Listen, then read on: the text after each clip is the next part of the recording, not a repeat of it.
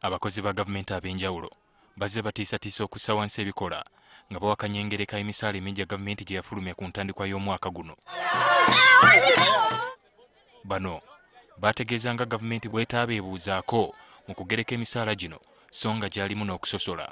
Oluvannyuma lw'okwegeyaamu bassaawo nsaleesale wa nnaku 9 gavumenti okuba ng'ekoze ku nsonga ze beemulugunyaako. Ennaku zino ziweddeko leero, wabula akawungeezi k'eggulo waliwo ekiwandiiko ekyateereddwako emikono wakati wa gavumenti n'ekibiina ekitaba abakozi abenjawulo ku nsonga y'emisaala. Ky'okubongezebwako nti abakozi baakwongezebwa omusaala mu myaka 5 egiddako wabula nga kyakubaawo mu mitendera. So the document contains all the details of pay in a phased manner aimed at removing the disparities. Ssaabawandiisi w'ekibiina ekigatta ebibiina by'abakozi mu ggwanga Werike olwaleero naye ayongedde okutangaaza ku nsonga eno. Twagala abantu bano abawansi nga police, constable, police, prisons, driver, nursing assistants, watchmen, abadde ku misaala gya mitwalo 18 by 2021 bagenda kufuna million emu. Mu basomesa abasekendule bagenda okwongezebwa mu mwaka gw'ebyensimbi ogujja ng'era abasayansi be bagenda okusooka okuganyulwa. Kati mu ndagaano eno tuwandiise yonna nga tutegeeza nti omusomesa wa sayansi agenda kutandika ne million emu mitwalo 4, owa arts agenda kufuna mitwalo 7.